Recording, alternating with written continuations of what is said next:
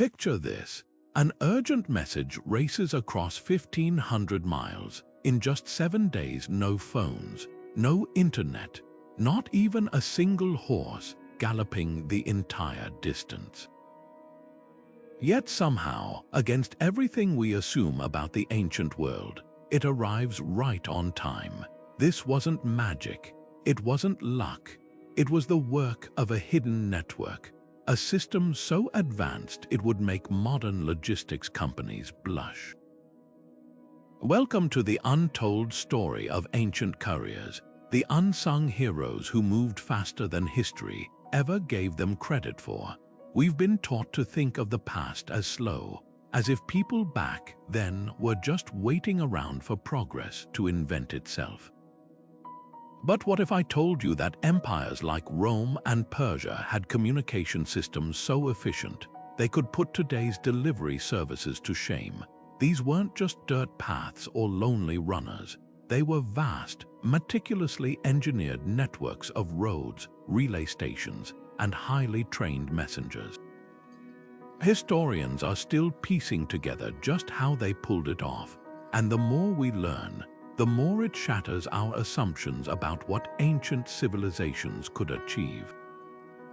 So how did they do it? That's the mystery we're unraveling today. From the Persian royal road, where couriers defied mountains and deserts, to Rome's sprawling Cursus Publicus, a state-run postal service that spanned continents, these systems were the lifeblood of empires. They carried everything from royal decrees to military orders, from merchant invoices to love letters, all with a speed and precision that feels almost impossible. And here's the wildest part. Some of their methods are still used in modern logistics, hiding in plain sight.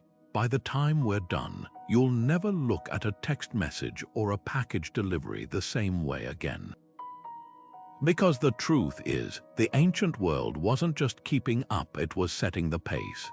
For centuries, the idea of ancient communication has been wrapped in this fog of assumed sluggishness, like everyone back then was just trudging along at a snail's pace, waiting months for a single letter to arrive. But here's the twist, that image is dead wrong. Archaeologists have uncovered tablets, scrolls, and even receipts from way stations that prove messages could travel thousands of miles in a matter of days. Take the famous example of a Roman military dispatch found near Hadrian's Wall.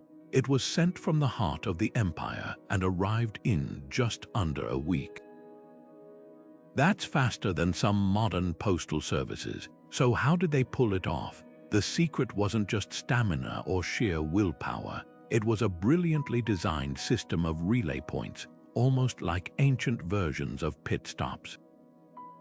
Picture this, a courier would sprint to a station, hand off the message to a fresh runner, and like a baton in a race, that message would keep moving without pause. The roads themselves were engineered for speed, with surfaces smooth for quick travel and shortcuts carved through mountains. This wasn't haphazard. It was logistics on a scale that would make today's delivery companies take notes. And here's what's even more impressive. These systems weren't just for emergencies. They were the backbone of daily life, carrying everything from tax records to birthday invitations. The Persians had entire archives tracking the movement of couriers down to the hour, proving that precision was their obsession. The myth of slowness crumbles when you realize these empires treated information like we treat electricity, something that had to flow instantly, reliably, and everywhere. But the real game changer, they understood that speed wasn't just about the messenger's legs, it was about the system around them. Stations were spaced at exact intervals, calculated to the mile based on how far a person could run before exhaustion set in. Horses were bred and rotated to stay fresh. There were even backup routes in case of landslides or bandits. This wasn't just communication, it was a high-stakes, finely tuned machine. Now here's the kicker, we've only scratched the surface. because the first empire to perfect this art didn't just set the standard, they built a blueprint that would outlast them by millennia. And that story begins with a road so legendary, it became the ancient world's information superhighway. The Persian Royal Road wasn't just a path, it was a masterpiece of ancient engineering, a spine of stone and dirt that connected an empire stretching from the Aegean Sea to the heart of modern-day Iran. Picture a messenger setting out from Sardis near today's Turkey with urgent word for the king in Susa. 7 days later, that message would arrive. That's 200 miles a day, a pace that would exhaust even a modern marathon runner. But here's the catch, no single courier made the entire trip. Instead, the road was dotted with way stations, each one a carefully placed link in a chain of speed. At every stop, fresh horses stood ready, saddled and waiting.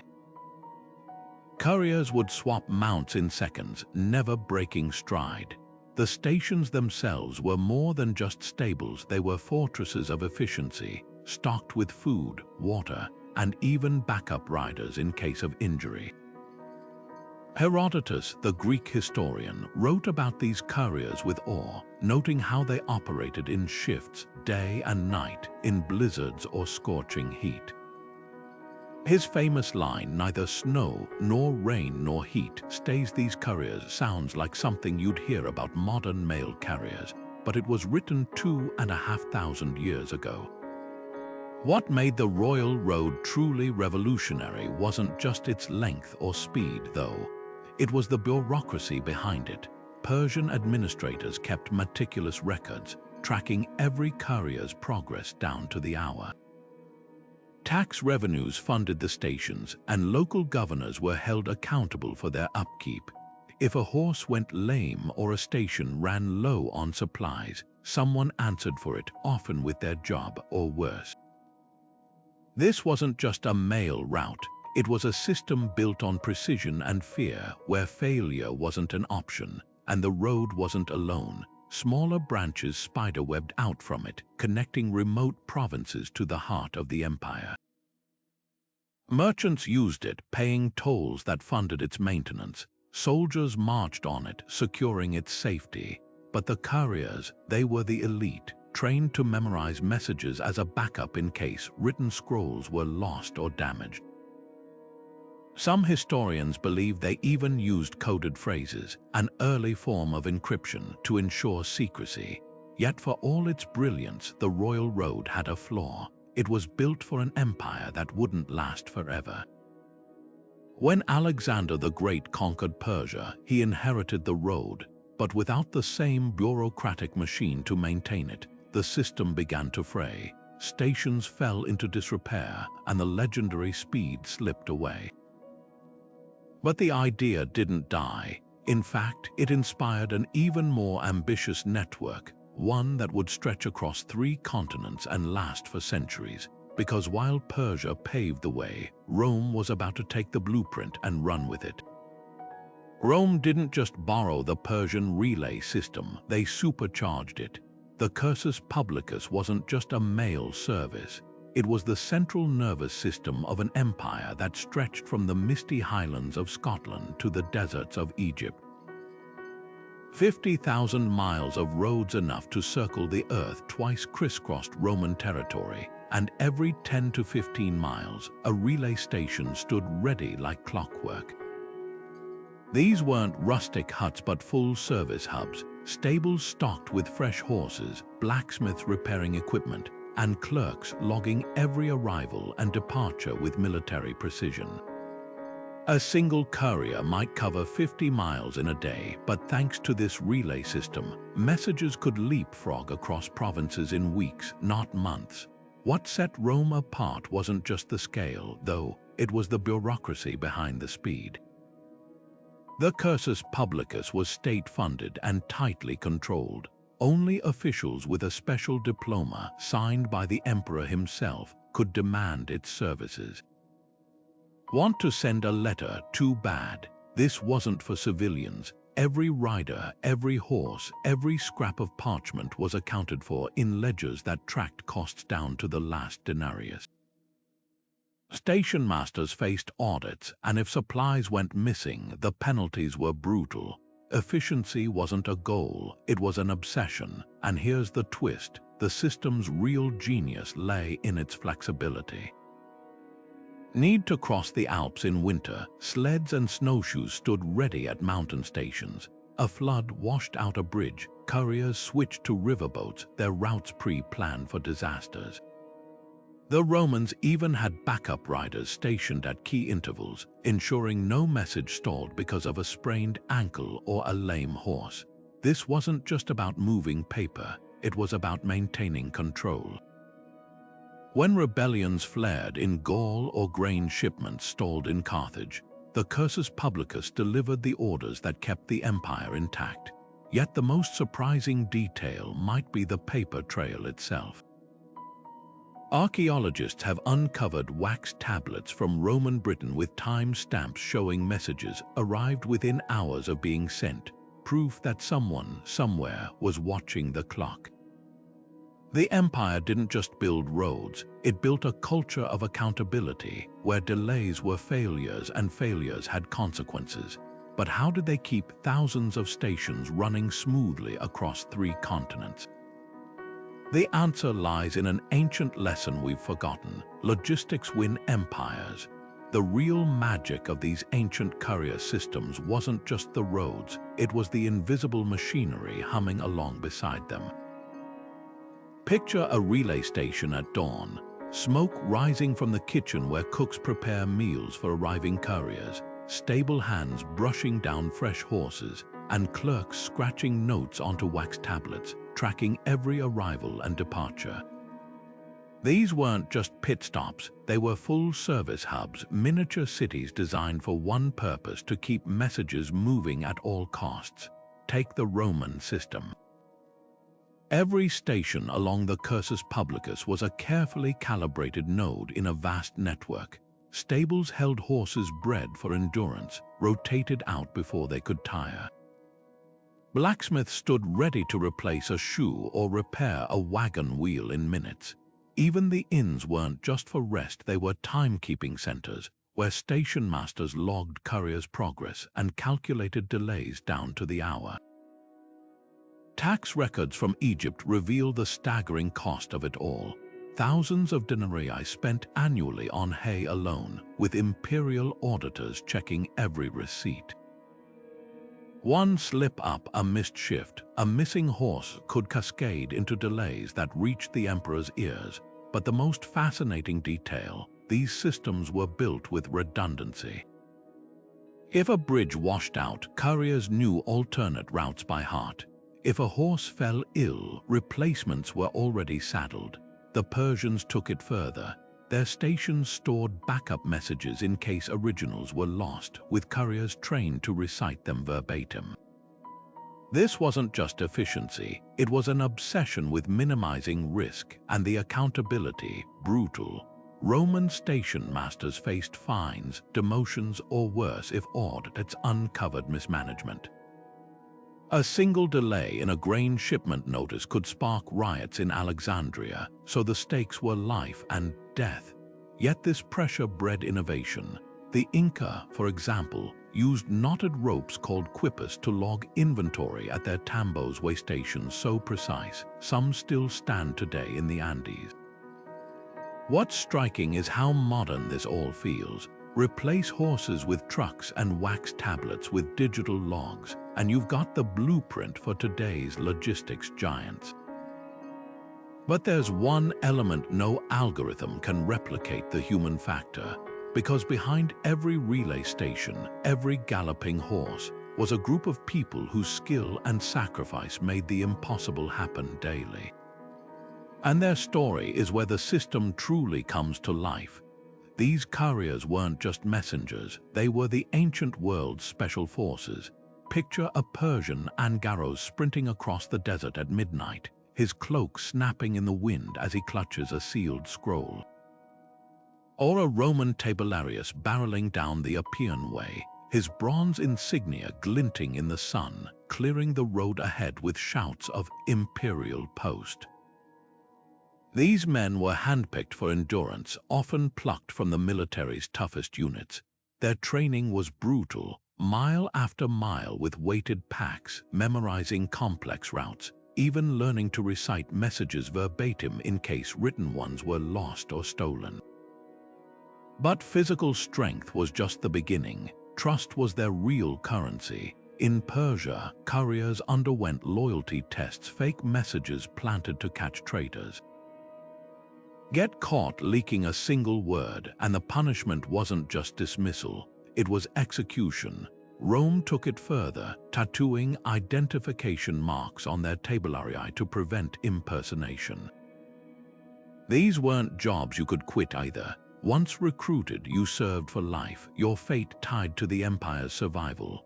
What set them apart wasn't just their speed or discipline, though. It was their authority. That bronze insignia Roman couriers wore, it functioned like a siren, granting them right-of-way over chariots, merchants, even senators. Persian riders carried golden whips not for horses but to strike anyone obstructing their path. Empires understood, delay a farmer's tax notice and it's an inconvenience. Delay a general's orders and it could cost a war. Yet the most fascinating detail lies in how they safeguarded their cargo. Before envelopes or encryption, couriers used wax seals stamped with imperial insignias.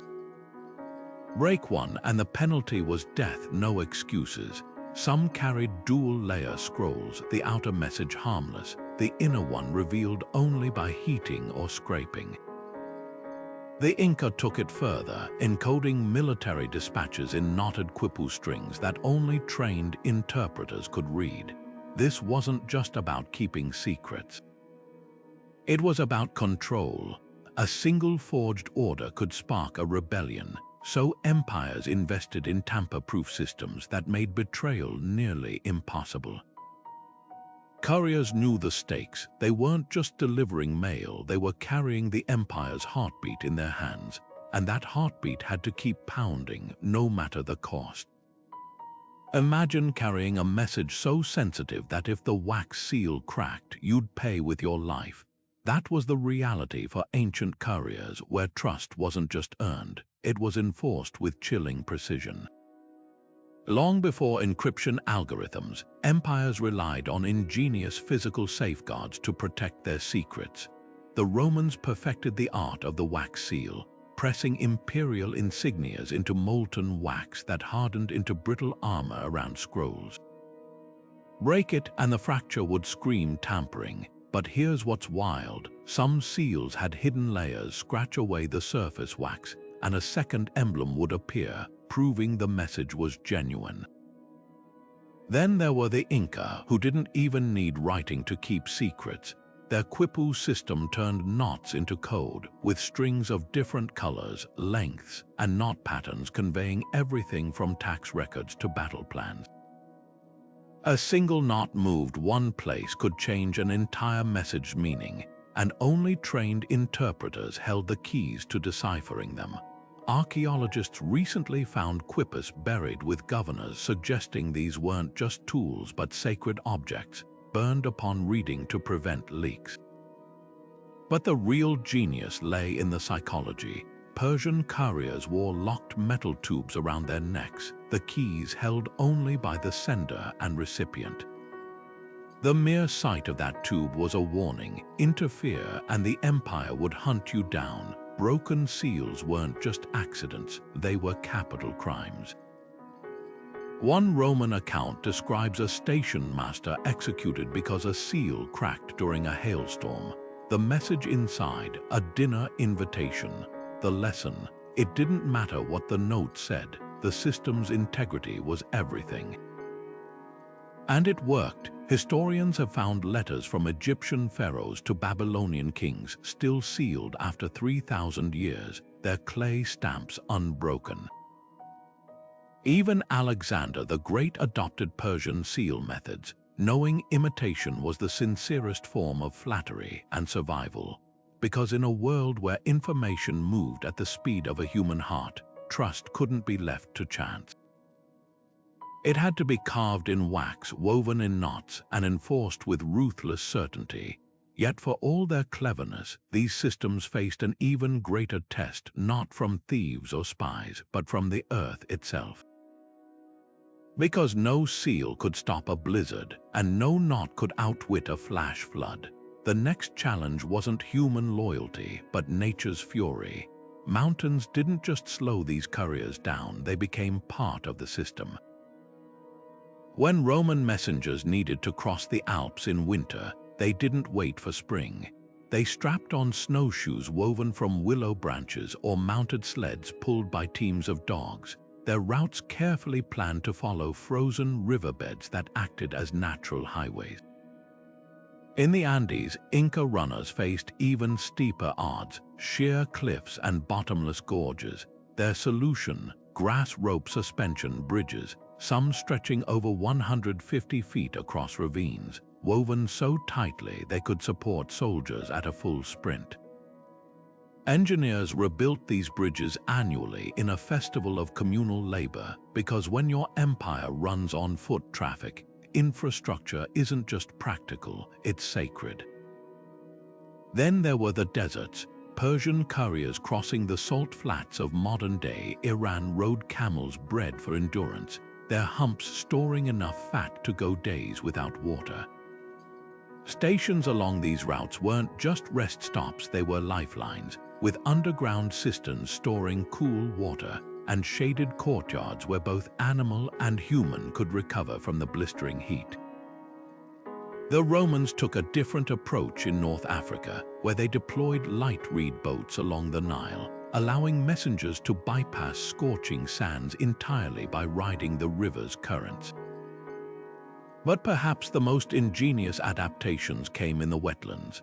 Chinese couriers during the Han Dynasty wore shoes woven from buoyant reeds when crossing flooded rice paddies, while Viking message runners in Scandinavia strapped on wooden skis to glide across frozen fjords. Every environment demanded and received its own tailored solution. Archaeologists have even found evidence of Inca relay stations positioned at exact elevations to avoid altitude sickness, with coca leaves stocked like modern energy gels to combat fatigue. This wasn't just about brute forcing through nature's obstacles. It was about observing, learning, and bending the world to fit the mission. When mudslides blocked mountain passes, Inca runners had pre-mapped detours through caves. When sandstorms erased desert trails, Persian stations kept trained falcons that could guide lost couriers home by following magnetic fields. The systems didn't just adapt, they anticipated, with backup plans for their backup plans. Yet all this innovation came at a price. Those grass bridges required entire villages to spend weeks harvesting and weaving. The alpine sled dogs needed specialized breeders and trainers. Camel caravans demanded teams of veterinarians. The true cost wasn't measured in miles covered, but in the staggering resources needed to keep the machine running. Because when speed is your currency, every second saved is bought with someone else's labor, and empires were willing to pay. Speed came at a staggering cost, one that would make even today's logistics CEOs wince. The Roman Cursus Publicus alone consumed nearly 5% of the empire's annual budget, a figure that translates to hundreds of millions in modern currency. And that was just one system. Persia's royal road demanded taxes from every province it crossed, with governors squeezing local farmers and merchants to fund way stations and horse breeding programs. But here's what's fascinating. Empires paid these astronomical sums not because they could afford to, but because they couldn't afford not to. Take Rome's grain supply.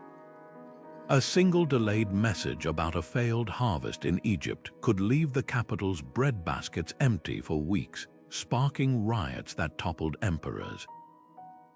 When Emperor Augustus first centralized the Cursus Publicus, He wasn't just building a postal service, he was buying insurance against chaos. Merchants paid hefty fees to piggyback on the system, knowing that a day's delay in market prices could bankrupt them.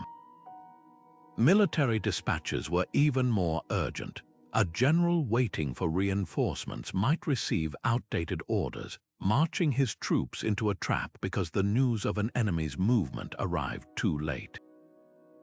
The price of slow information wasn't measured in coins, it was measured in blood. Yet the financial burden wasn't spread equally. Archaeologists studying tax records in Roman Egypt found entire villages impoverished by the demand to supply horses and fodder for the Cursus Publicus. One papyrus from the 2nd century pleads for relief, citing a community that had sold its last oxen to meet imperial quotas. Persia's system was equally ruthless. Satrap governors who failed to maintain their stretch of the royal road faced demotion or execution. The system's efficiency, it turns out, was built on a foundation of fear and forced labor. But here's the twist: these costs weren't just about moving messages. They were about projecting power. When a Roman courier galloped into a remote province with fresh edicts, his speed sent a message of its own. The empire's reach was relentless, its grip unshakable. Stations doubled as garrisons, their staff armed and ready to quell unrest. The Inca took this further, designing their tambos as both relay points and military outposts. A fast courier network wasn't just convenient, it was a live demonstration of imperial control, a daily reminder that rebellion was futile because Rome, or Persia, or Cusco would know before the first sword was drawn. And then there's the hidden economic engine behind it all: data. Those ledgers tracking horses and riders, they doubled as census reports, helping empires monitor population movements and tax revenues. The Persian satrap who recorded a courier's arrival time might also note a drought or a bandit attack, funneling intelligence back to the capital. Speed wasn't just about urgency. It was about turning information into a strategic weapon, one that could crush dissent before it spread. Yet for all their expense, these systems had an unexpected legacy. They birthed the first global markets. Roman merchants in Britain could order olive oil from Spain and have confirmation in weeks, not months. Persian silk traders timed their caravans to courier schedules, ensuring their goods moved as fast as imperial orders. The networks built to serve emperors ended up weaving empires together, creating economies that stretched farther and moved faster than anyone had dreamed possible. But just how fast were they, really? The answer might surprise you, because when we compare ancient couriers to their modern counterparts, the results defy everything we assume about progress. It's a showdown that defies all our assumptions about progress. The ancient Roman courier system versus the legendary Pony Express of the 1860s. On paper, it shouldn't even be close. The Pony Express had fresh horses at every station, lightweight riders, and the advantage of centuries of technological advancement. Yet when you compare the numbers, the results are staggering. A message traveling from Rome's northernmost outpost in Britain to the deserts of Egypt could cover nearly 2,000 miles in just 3 weeks. The same distance via the Pony Express, 3 months if the weather held. The secret wasn't better horses or faster riders, it was infrastructure. The Pony Express was a private enterprise built to turn a profit. Stations were spaced as far apart as possible to cut costs, forcing riders to push their mounts to exhaustion. Breakdowns were common, and routes often detoured to avoid tolls or hostile territories. Rome's Cursus Publicus, by contrast, was a state-funded monopoly with a single goal: speed at any cost. Stations were placed at exact 8-mile intervals, the maximum distance a horse could gallop at full speed without collapsing. Fresh riders stood ready at every stop, eliminating the need for single couriers to brave fatigue or injury. But here's what's even more revealing. the Pony Express lasted just 18 months before going bankrupt. Rome's system operated for centuries. Why? Because empires understood that information wasn't just a commodity, it was the glue holding civilization together. A delayed military order could lose a province, a stalled grain report could starve a city. The Pony Express carried letters and bank drafts. Rome's couriers carried the fate of millions. Yet speed was only half the battle. Messages had to survive the journey intact, while the Pony Express relied on leather pouches vulnerable to rain and dust. Roman couriers used tably wooden tablets coated in beeswax. Scratched messages could be erased and reused, but more importantly, the wax protected words from moisture. For critical dispatches, they switched to thin sheets of lead, rolled into scrolls that could withstand fire, floods, or even being tossed into a river. Archaeologists have found these lead scrolls still legible after 2,000 years, their grooves sharp as the day they were etched. The Inca took durability even further. Their quipu knots, woven from llama wool, didn't just survive humidity, they thrived in it. Dunk one in water and the fibers tightened, locking the knots tighter. Unravel one today in a museum and the coded numbers remain crisp. Compare that to the Pony Express's paper letters, which could disintegrate in a single storm. What's truly humbling is realizing these weren't just clever tricks. They were the culmination of centuries of trial and error, of empires treating information as something sacred. A Roman courier's lead scroll wasn't just a message, it was a time capsule engineered to outlive kingdoms. And that's the irony. The Pony Express, for all its romanticized speed, was built on the shaky foundation of profit. Ancient systems were built on something far more durable, the understanding that knowledge, not gold, was the real currency of power. But even the toughest materials couldn't solve every problem. Because waiting in the shadows were figures far more dangerous than rain or thieves. Spies, forgers, and saboteurs who turned courier networks into battlegrounds. And their tactics would make modern hackers blush. The messages carried by ancient couriers weren't just words, they were time travelers. While today's emails vanish with a server crash, these dispatches defied centuries, thanks to materials engineered for eternity. Take the Roman tabulae, those unassuming wooden tablets coated in beeswax. Scratch a message into the wax and it could be read, erased, and reused, an ancient version of a dry erase board. But when the message mattered, scribes pressed harder, carving through the wax into the wood beneath. Archaeologists in London dug up a set from the 1st century still bearing a shopping list. Send 24 oysters and the new wine. 2,000 years later, you can almost taste the urgency. Then there were the metals. Roman military orders often arrived on thin lead sheets, rolled into scrolls that could survive fire, floods, or even burial. One found near Hadrian's Wall detailed a soldier's pay dispute, the grooves still sharp enough to trace with a finger. The Persians preferred papyrus, but not the flimsy kind. Their scrolls were layered with resins that repelled moisture, some surviving in desert tombs with ink as dark as the day it dried. But the real masters of durability were the Inca, who never invented writing yet left messages that outlasted empires. Their quipus knotted cords of dyed llama wool encoded everything from tax records to epic poetry. Dunk one in water and the fibers tightened, locking the knots tighter. Fade one in the sun and the dyes deepened. Modern archivists could learn a thing or two. A quipu buried in a Peruvian cave for 500 years emerged with its knots still telling stories.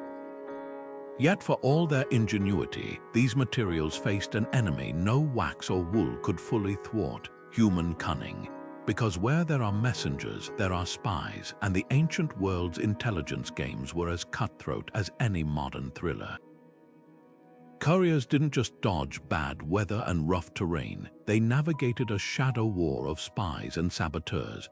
where every message was a prize and every station master a potential traitor.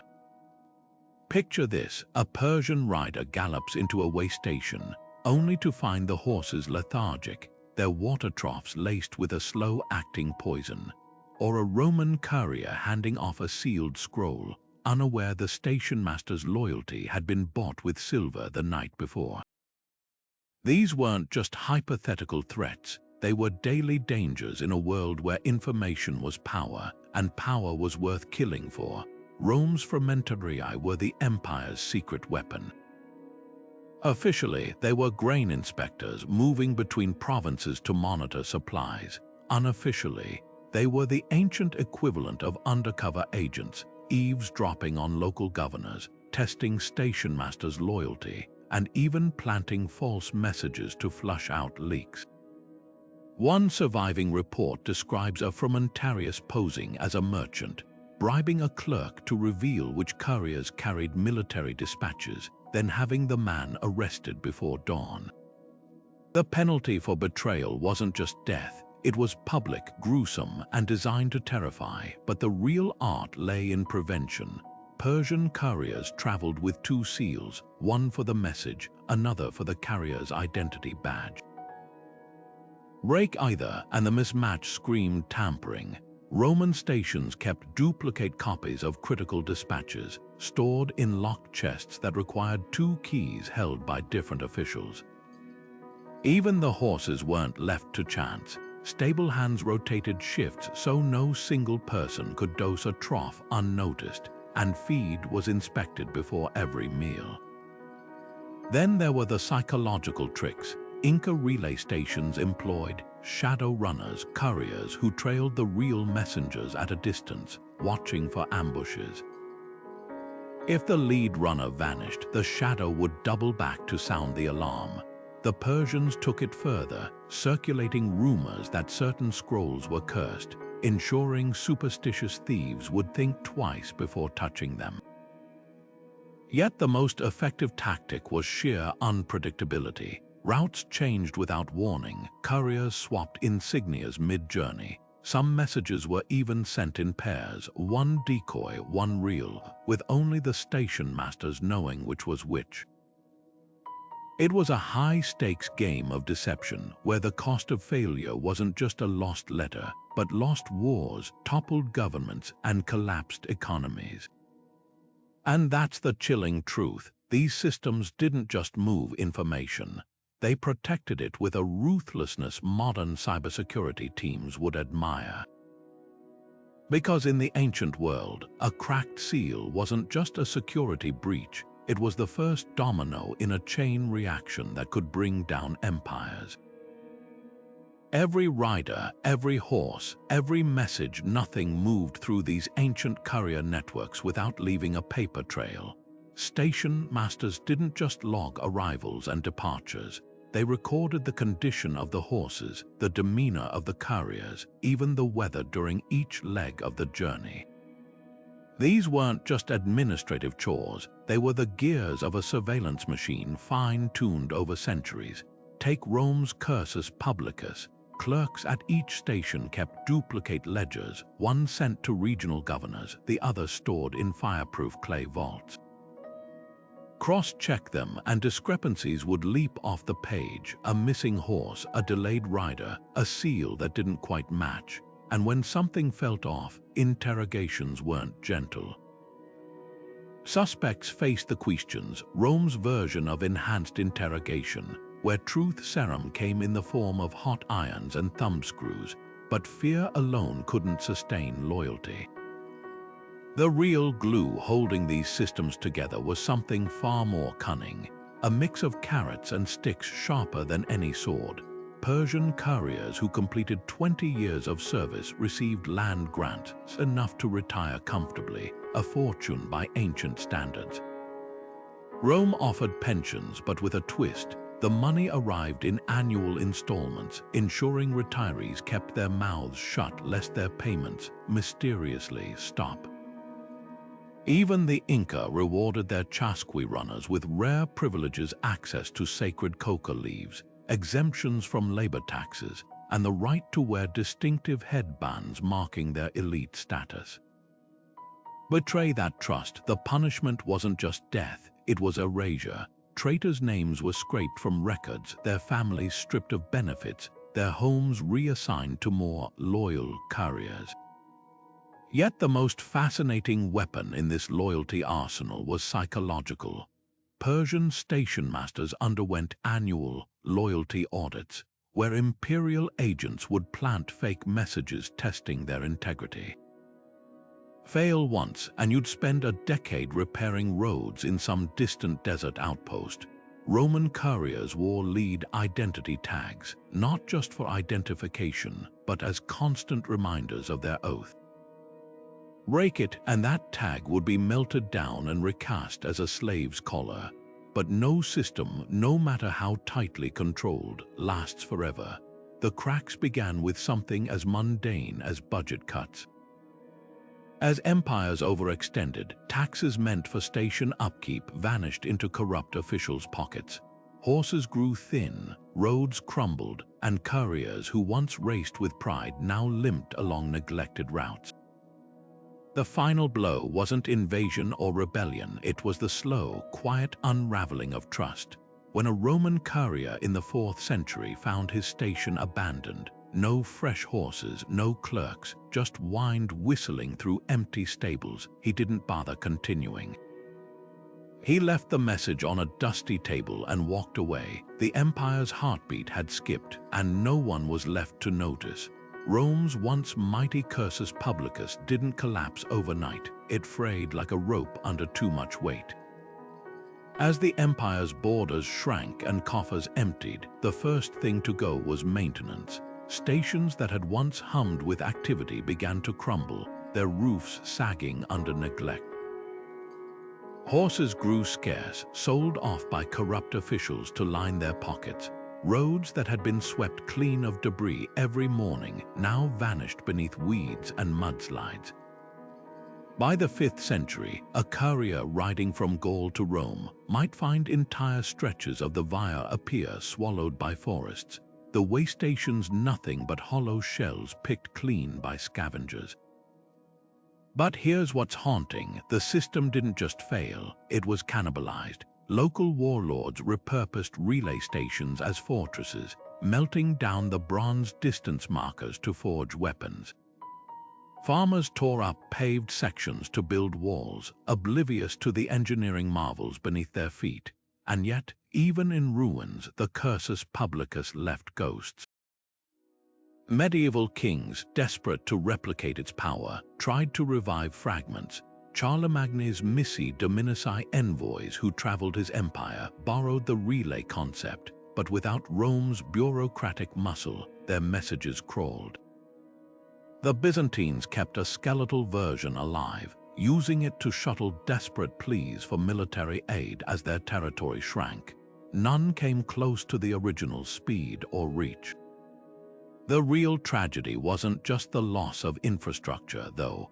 It was the erosion of trust. In Rome's golden age, a courier could hand a message to a stranger at a station, confident it would reach its destination. By the end, riders hesitated to dismount, fearing the man who offered to take their scroll might be a bandit or a rogue soldier. The system's collapse wasn't just about broken roads, it was about broken promises, the unspoken contract that had once bound the empire together. Yet if you look closely, you'll spot echoes of the Cursus Publicus in places you'd least expect. The Silk Road's caravanserais, with their stables and storerooms, functioned like distant cousins of Persian way stations. Even the Pony Express, for all its flaws, was a half-remembered dream of Rome's relay network. But the most telling legacy isn't in the past, it's in your pocket. Every time you track a package in real time or watch a delivery driver's GPS pin move toward your door, you're witnessing the same obsession with speed and accountability that once fueled imperial couriers. The players have changed, but the game hasn't. What's astonishing isn't that these networks fell, it's that they existed at all, and that their bones still shape how we move information today. Because while empires rise and crumble, the human hunger to connect, to outrun distance and time, that's forever. And sometimes the best way to see the future is to walk the roads of the past. FedEx trucks roaring down highways and data zipping through fiber optic cables might seem light years removed from dusty Roman roads and Persian runners. But peel back the layers and you'll find the DNA of ancient courier systems woven into the fabric of modern logistics, those relay stations stocked with fresh horses.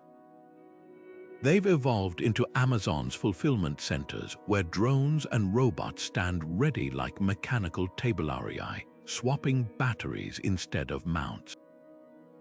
The Cursus Publicus's obsession with real-time tracking. It's reborn in the blinking GPS dots on your delivery app, each ping a digital echo of a Roman station master's wax tablet ledger. Even the language betrays this ancient legacy. Priority shipping isn't just a marketing gimmick, it's the direct descendant of imperial edicts stamped citizen, most urgent by Roman bureaucrats. Today's server farms, with their redundant backups and failover routes, operate on the same principle as Inca tambos, where a fallen runner meant the next in line was already sprinting forward.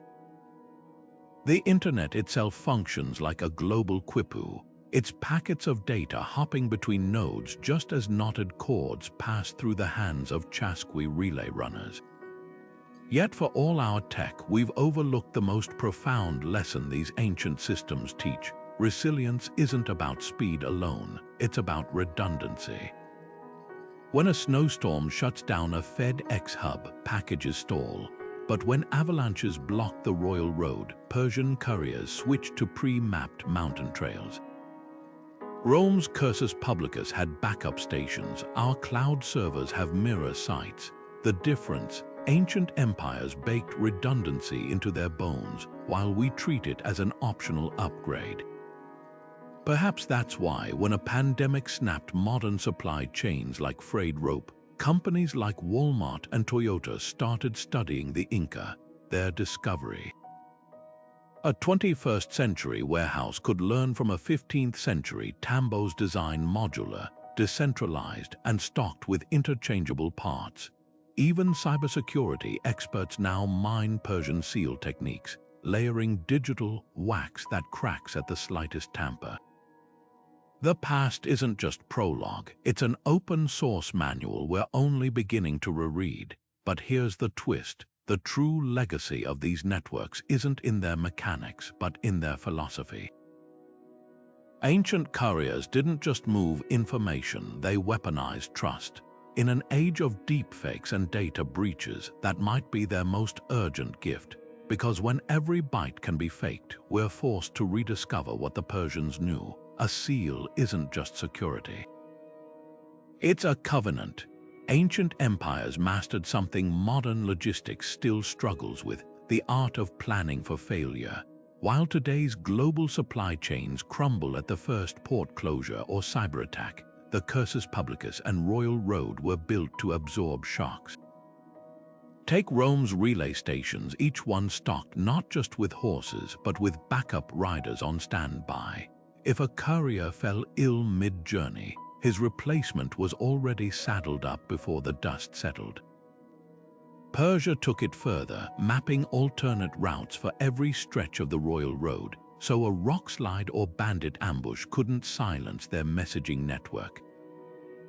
This wasn't just preparedness, it was institutionalized paranoia, and it worked. Now fast forward to 2021, when a single stranded cargo ship blocked the Suez Canal, choking global trade for weeks.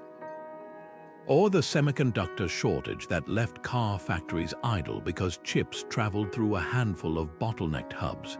Contrast that with the Inca, whose chasqui runners memorized messages in triplicate: one runner, two shadows trailing behind, each ready to take over if disaster struck. Their system had no single point of failure, a principle Silicon Valley now calls redundant architecture. Tech giants like Google and Amazon have started mining these ancient blueprints, scattering data centers like Roman way stations across continents, so a hurricane in Florida can't take down your cloud storage. But here's the twist. Ancient redundancy wasn't just about backups, it was about adaptability. When a Mongol invasion severed Persia's northern routes, couriers switched to coastal paths overnight, using fishing boats as makeshift relay points. Modern logistics, for all its algorithms, still can't pivot that fast. During the pandemic, some hospitals ran out of masks while warehouses overflowed with them, trapped in distribution grids too rigid to reroute. The lesson: ancient networks weren't just resilient, they were antifragile, growing stronger from chaos. Yet the most surprising adopters of these old-school tactics might be cryptocurrency developers. Blockchains, decentralized nodes, they're the digital descendants of Inca tambos, where no single station held critical data, just fragments waiting to be knotted together. Even the humble wax seal has a high-tech air, tamper-proof quantum encryption that, like its ancient counterpart, shatters at the first sign of interference. All this raises an uncomfortable question. Have we spent centuries reinventing systems our ancestors already perfected? Maybe the future of logistics isn't in smarter AI, but in dusting off 2,000-year-old playbooks. Because while we've outsourced resilience to technology, empires built it into their bones, one backup horse, one alternate route, one extra runner at a time. But before we romanticize these systems too much, there's a persistent myth we need to dismantle, one that paints ancient couriers as primitive simply because they lacked wheels or wings.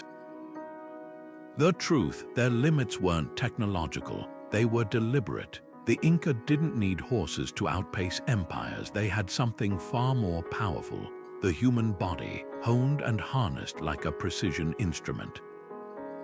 Their chasqui runners were the ultimate relay team, sprinting in shifts across the Andes, each covering 5 miles at a breathless altitude before passing the message to the next runner at stone-built way stations called tambos.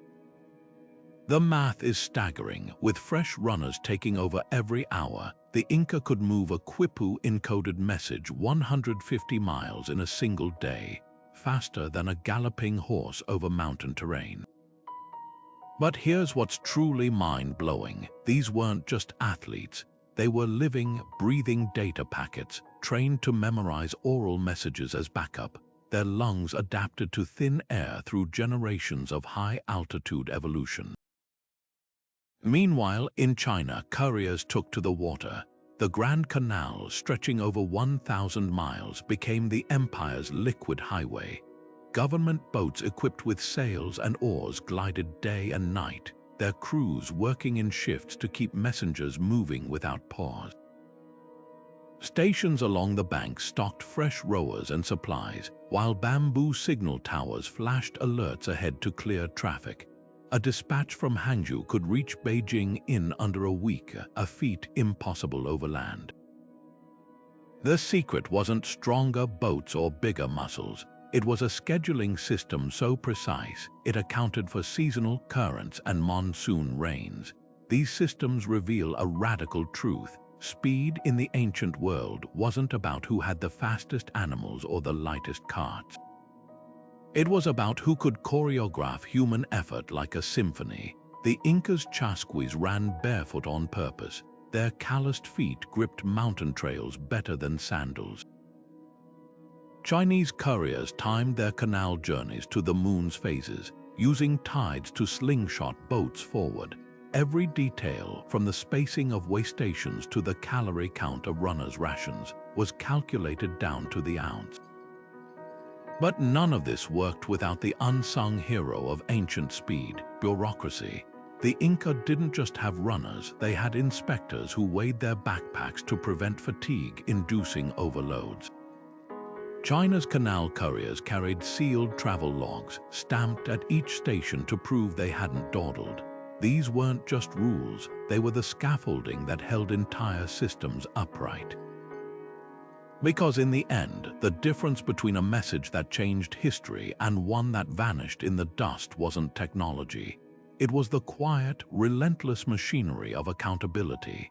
The ledgers, the seals, the clerks with their endless lists.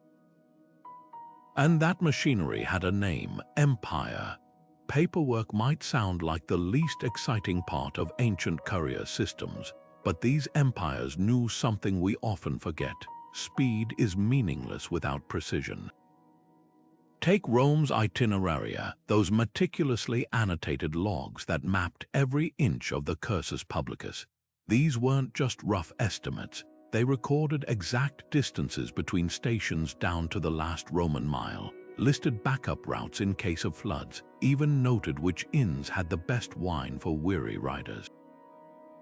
One surviving fragment from the 3rd century details a detour around a landslide in the Alps, complete with alternate stations and fresh horse inventories.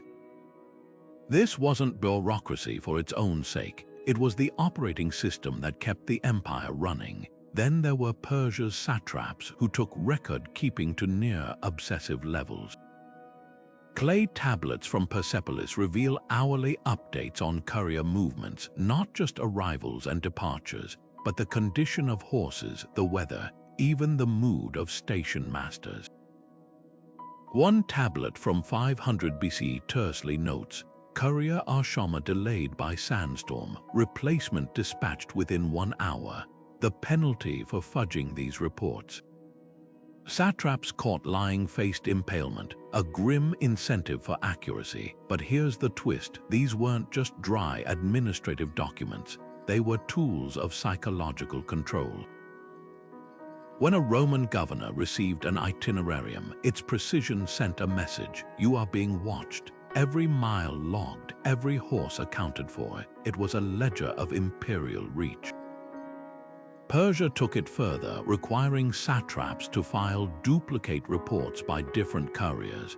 Discrepancies triggered investigations, turning paperwork into a self-policing web. Yet the real genius lay in how these records enabled adaptation.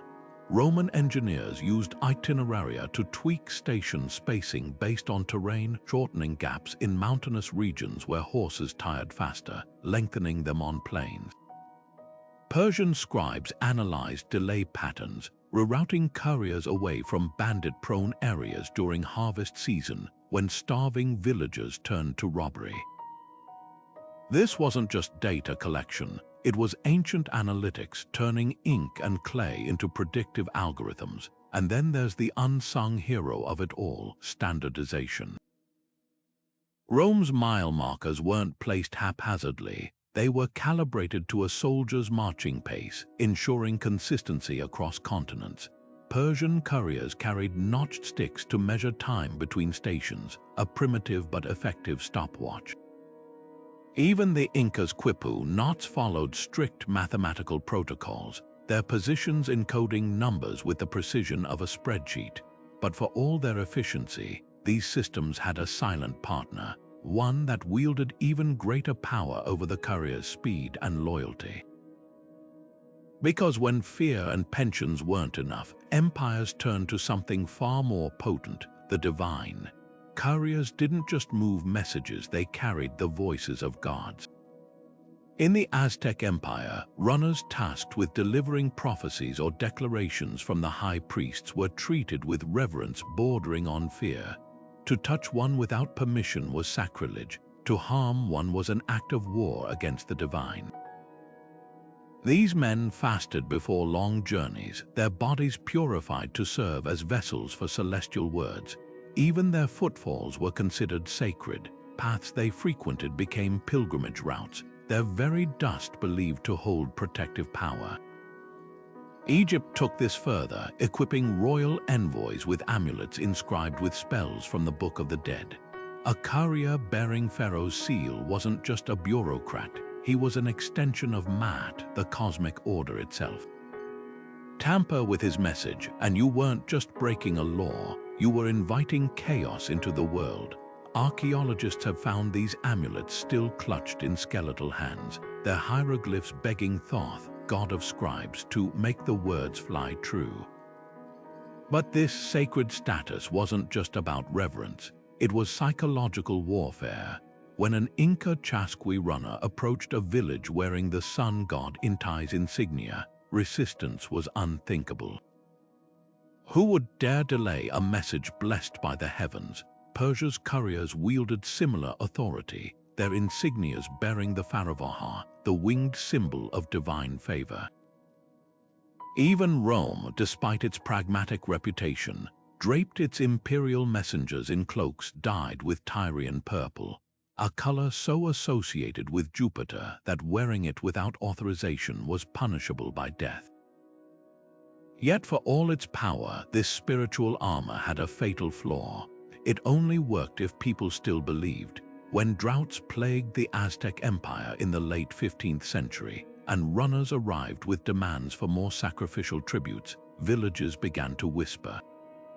If the gods were truly speaking through these men, why had the rain stopped? In Egypt, when Persian invaders intercepted couriers and burned their amulets without consequence, the illusion of divine protection crumbled. Faith, it turned out, was both the system's strongest shield and its most fragile vulnerability. The moment doubt crept in, the entire machinery of control began to splinter. A Roman courier in the 3rd century described the horror of arriving at a Gaulish village only to have locals laugh at his purple cloak, mocking Jupiter's name as they stole his horse. Without fear of the gods, there was nothing stopping them, no lightning from the heavens, no curses, just the cold realization that the empire's power had always been theater. And when the audience stopped applauding, the play was over. But the true cost of this unraveling wasn't just symbolic, it was measured in blood and ash. Because when couriers stopped being seen as divine, they became something far more dangerous targets. A single delayed message could rewrite history. In 480 BC, King Xerxes of Persia learned this the hard way. His fleet, poised to crush the Greeks at Salamis, waited for last-minute reinforcements from Asia Minor. But the courier carrying that critical order never arrived, whether ambushed by Greek scouts or waylaid by a storm, no one knows. The result, a Persian navy outnumbered and outmaneuvered, its ships funneled into the narrow straits where the smaller Greek fleet turned them into kindling. One broken link in the courier chain, and an empire's ambition sank beneath the waves. Rome's civil wars tell an even darker tale. When Julius Caesar crossed the Rubicon, it wasn't just an act of defiance, it was a calculated bet that his rivals' messages would move slower than his legions. Time and again, intercepted dispatches sparked bloodshed. Mark Antony's plea for reinforcements stolen by Octavian's agents, Pompey's battle plans snatched from a careless courier's saddlebag. These weren't just battlefield setbacks, they were existential crises. Without reliable communication, empires didn't just stumble, they shattered. Yet the most haunting failures weren't on battlefields, but in moments of quiet desperation.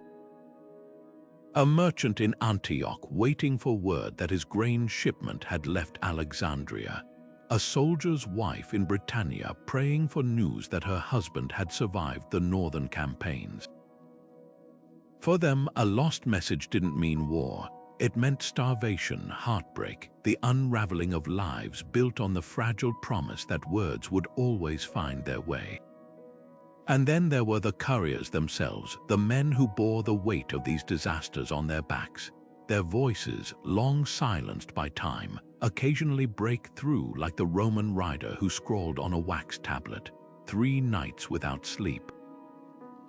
The horse died, I ran, or the Persian station master's ledger entry, courier Rashnu delayed by wolves, no replacement available, may Ahura Mazda forgive us.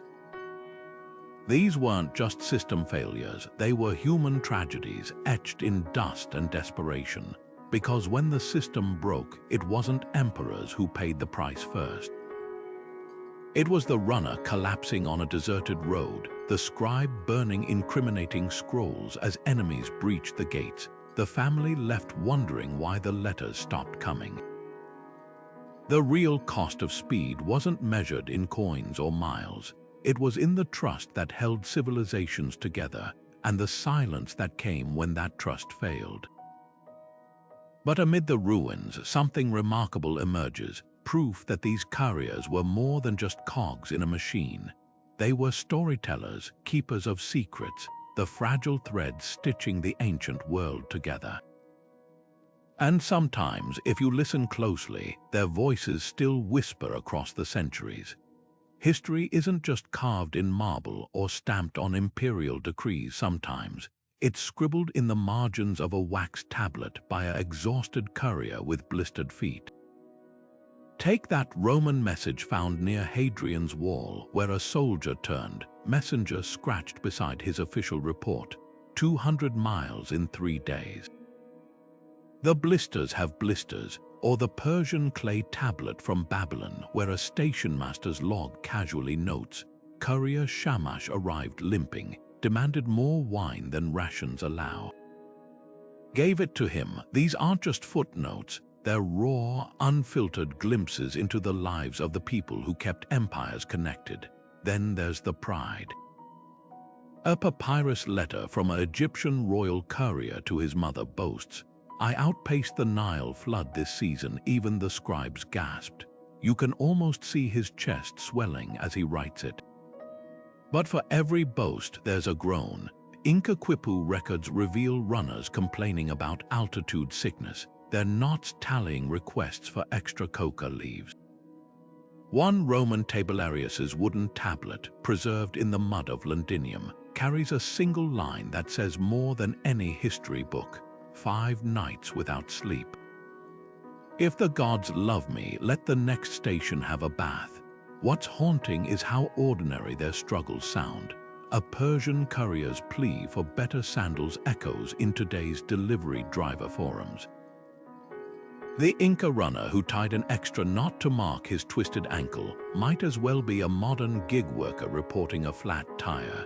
These weren't faceless cogs in a machine. They were people who ached, bragged, cut corners, and sometimes, against all odds, pushed past human limits to do the impossible. And that's the real magic of these fragments. They strip away the myth of empires as unstoppable forces, revealing the truth. History was made by someone's sore feet pounding a road, by a stolen nap in a hayloft, by the grit of ordinary people who didn't see themselves as heroes. That Roman who scrawled, "I ran all night," wasn't thinking about legacy, he was thinking about breakfast. Yet here we are, 2,000 years later, marveling at his endurance. But for all these voices we've recovered, one question lingers like an unbroken seal. How many stories vanished without a trace? How many triumphs and tragedies dissolved with the papyrus they were written on, or the runners who never made it to the next station?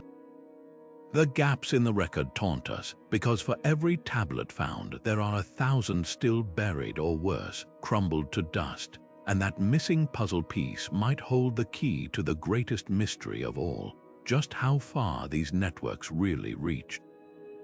The Inca built an empire that stretched across the Andes without a single written word, no scrolls, no tablets, not even a basic alphabet. Yet their courier network moved messages faster than horseback riders in Europe. How? The answer lies in a language of knots and geography. Quippus, those intricate knotted cords we mentioned earlier, weren't just accounting tools. New research suggests they encoded narratives, battle reports, census data, even poetry through patterns of knots, colors, and spacing. But here's the twist. No two Quipu experts tied knots exactly alike. Like handwriting, each Quipucamayok knot master had a unique style, forcing archaeologists to play detective with frayed fragments. One theory: runners didn't just carry quippers, they memorized oral translations, creating a fail-safe system where chords and memory backed each other up. Then there's Persia's vanishing stations. Satellite imagery has revealed foundations of way stations where no maps said they should be, hidden in mountain passes, buried under desert dunes. Why, some were likely emergency relays, deliberately unrecorded to foil spies. Others hint at a darker truth: tax evasion. Local governors, tired of funding imperial couriers, may have quietly abandoned stations, rerouting funds while pretending the system still hummed along. One clay tablet from Persepolis accuses a satrap of making the royal road walk on one leg, a poetic jab at his station closures. But the greatest enigma isn't lost infrastructure, it's lost time. Inca runners could cross 200 miles of rugged terrain in 3 days, a feat modern athletes struggle to replicate. How? The secret might be in their diet. Excavated tambos waystations contained coca leaves not just for altitude sickness, but mixed with ash to release alkaloids that staved off exhaustion. Archaeologists testing this ancient energy gel in the Andes reported startling stamina boosts, suggesting the Incas biohacked their physiology to outpace nature. These gaps in the record aren't just academic puzzles, they're invitations. When you walk a surviving stretch of the Royal Road in Turkey, stepping on stones worn smooth by millennia of couriers, you're treading on history's unfinished homework. That missing station, it might lie under the next olive grove, the untied quipu knot. It could hold a king's last command, and the best part, you don't need a degree to join the search. Amateur explorers have spotted Persian relay towers mistaken for medieval ruins, while hikers in Peru occasionally stumble upon tambos hidden by landslides. The thrill isn't just in solving these mysteries, it's in touching the physical remnants of a system that defied its era's limits. Because when you stand where a Chasqui runner once gasped for breath at 12,000 feet, or trace your fingers over a Roman relay station's ledger scratches, you're not just learning history. You're stepping into its rhythm, and sometimes, if you listen closely, the stones still whisper their secrets. Standing on a weathered stretch of the Appian Way today, you can still feel it, the uncanny sensation that these stones were laid not just for travel, but for velocity. The original basalt paving stones, grooved by chariot wheels 2,000 years ago, sloped gently toward the edges, a deliberate design that drained rainwater and kept the surface firm.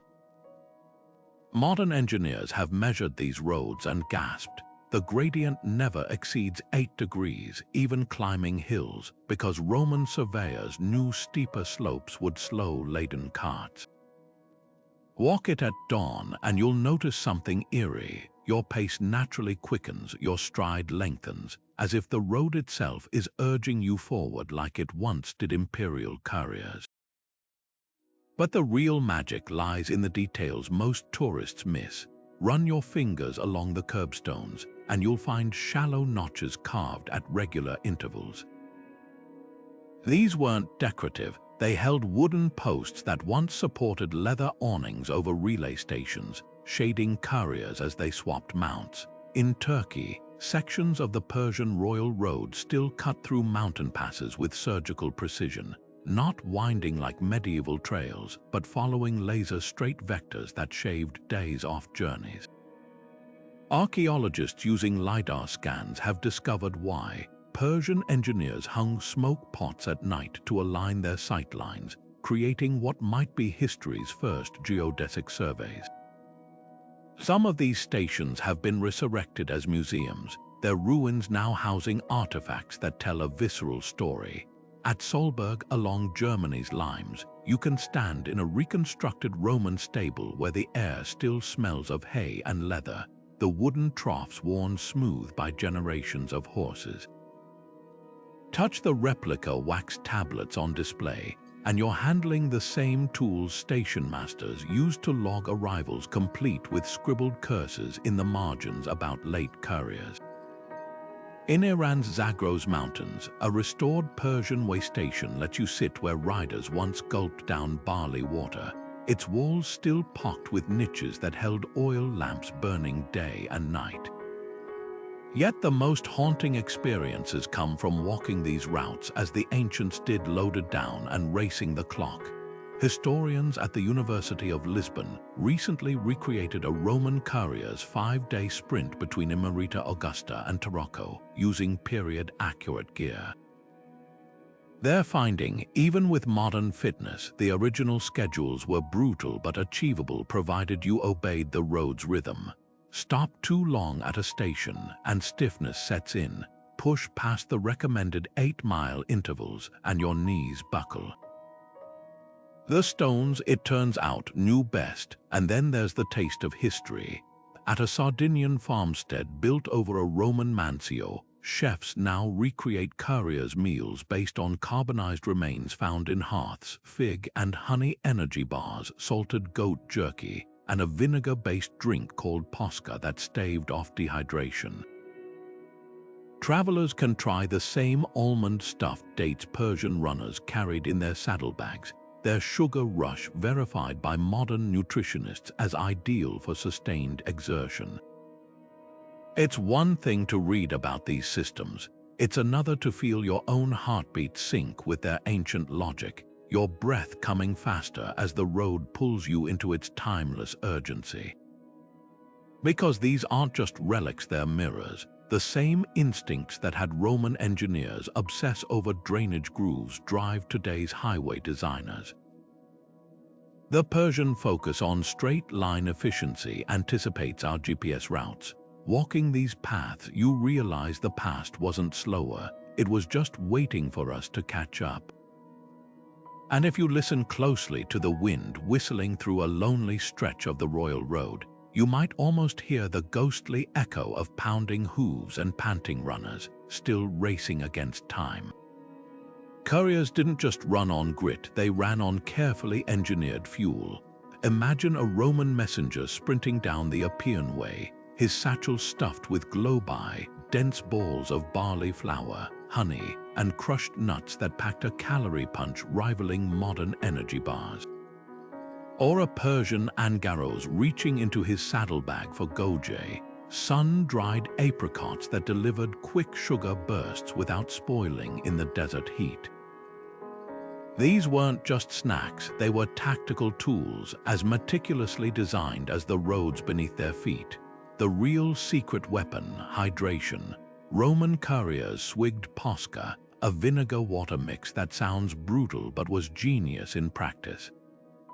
The acetic acid killed bacteria, making stagnant roadside water safe to drink, while the slight tang staved off thirst longer than plain water. Inca runners chewed coca leaves with ash, not for ritual but chemistry.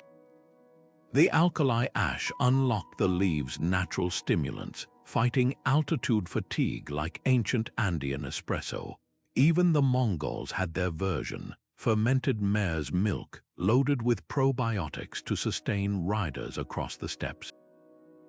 But the most surprising detail isn't what they ate, it's how empires systematized it. Persian way stations stockpiled pistachios by the ton, their high-fat content perfect for long hauls. Roman military manuals specified exact posca ratios, 1 part vinegar to 4 parts water, ensuring consistency from Britain to Syria. And the Inca, their tambos stored freeze-dried potatoes chuño, a lightweight carb bomb that could last decades. This wasn't just about keeping couriers alive, it was about shaving seconds. A runner gnawing on honeyed figs could sprint farther without stopping than one choking down dry grain.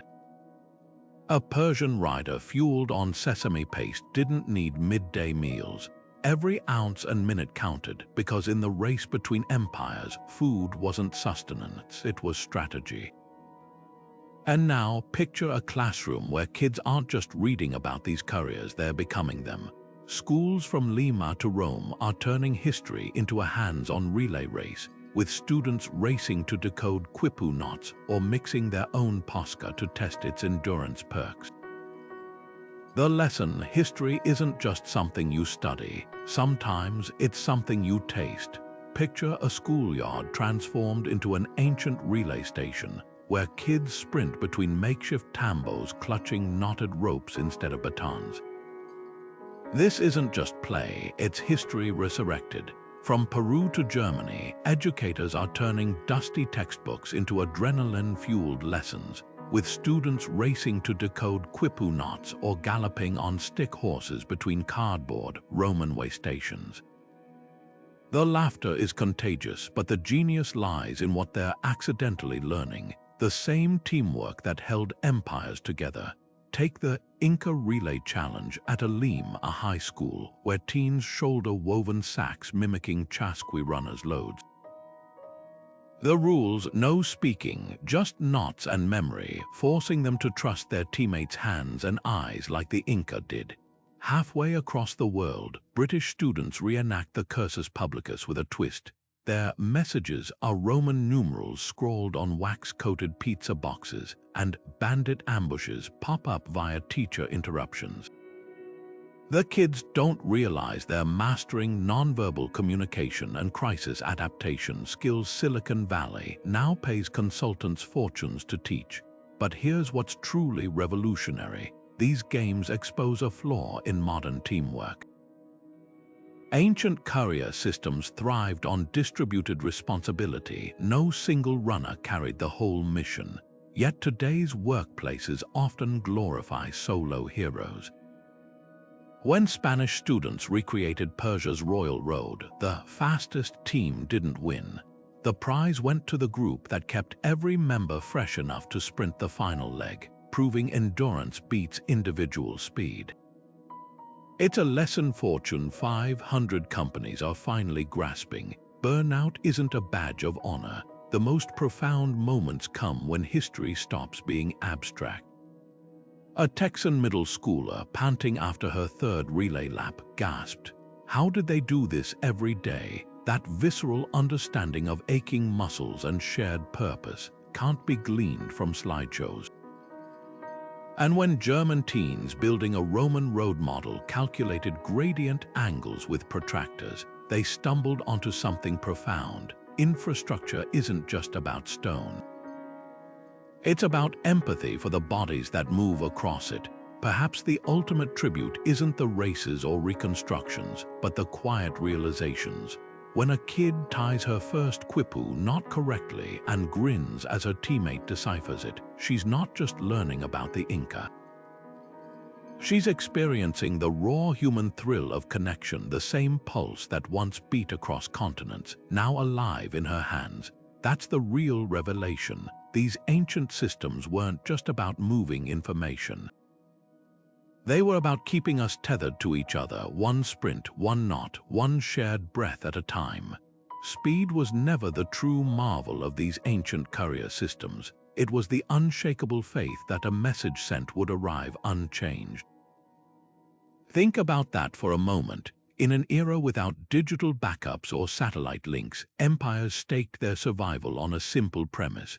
When a courier swore an oath, when a seal was pressed into wax, that promise would hold across thousands of miles and countless hands.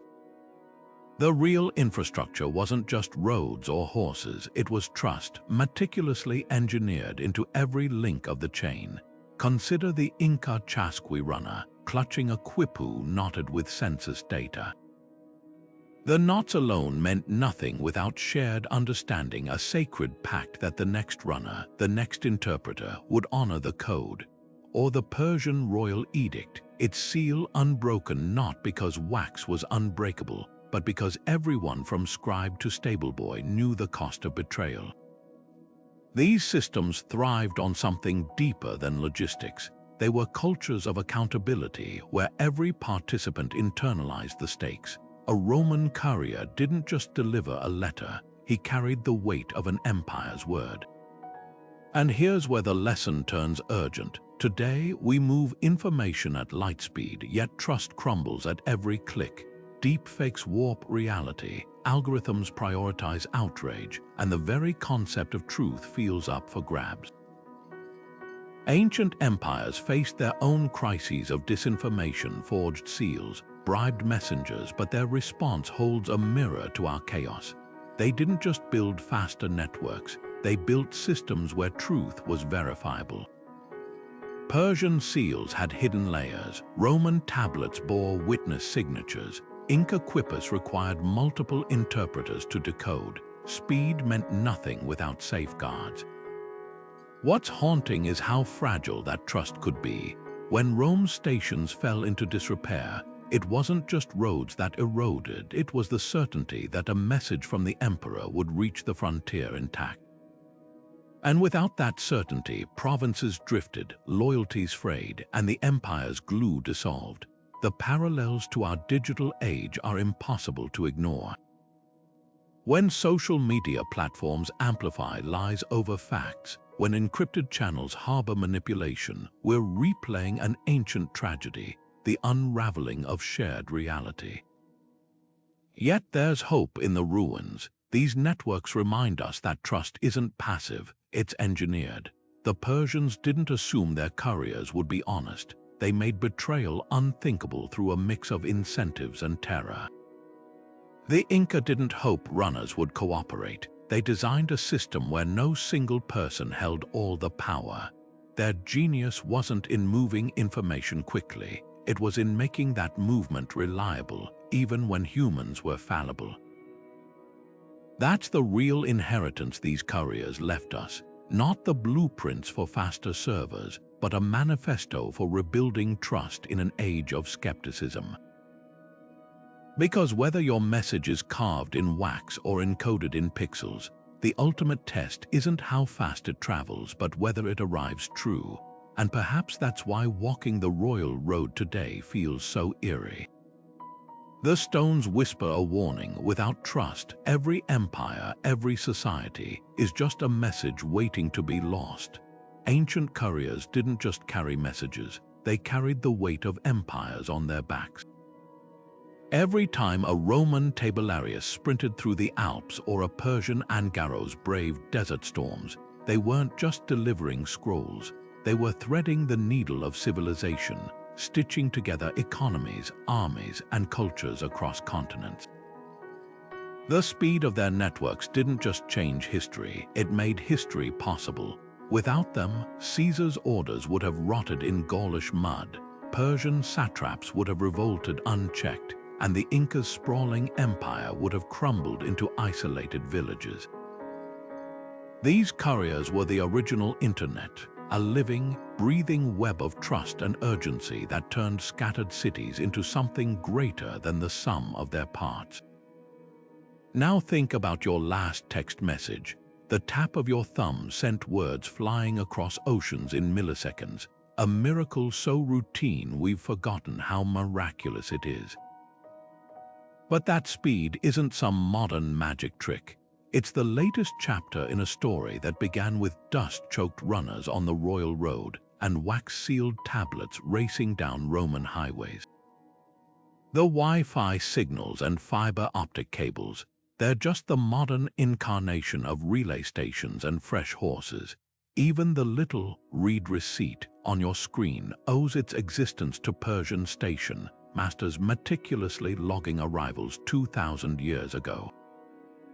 Here's what's humbling. We haven't outgrown these ancient systems, we've digitized them. When a package arrives at your door in 2 days instead of 5, that's the Cursus Publicus reborn as an algorithm.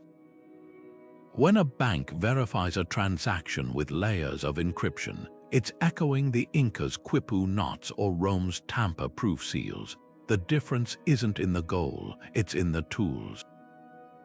We replaced pounding footsteps with server farms, but the heartbeat remains the same. Move information faster, safer, surer. Yet for all our tech, we've lost something vital. Ancient couriers weren't just part of a system, they were the system. Their sweat, their blisters, their willingness to run through the night weren't just labor. They were acts of faith in a shared purpose. Today, when an app glitches or a server crashes, there's no panting runner to pick up the slack, no fallback carved into the bones of the earth. Our networks are faster, but they're also more fragile because no one programmed resilience like empires who knew the cost of a single broken link. So the next time you marvel at a same-day delivery or a video call spanning continents, take a second to thank the ghosts of those ancient couriers. Their legacy isn't just in the roads they built or the seals they invented. It's in the audacious idea that distance shouldn't dictate destiny, that with enough ingenuity and grit, the world could be made smaller, faster, and more connected. They proved it first with nothing but muscle and stone. Now it's your turn. Hit that subscribe button to keep unraveling history's hidden threads, and drop a comment below. If you could experience one ancient courier system firsthand, which would it be? The Inca's high-altitude chasquis, Rome's militarized Cursus Publicus, or maybe Persia's legendary royal road, where even Herodotus marveled at the speed. Let's keep the conversation racing forward, just like the messengers who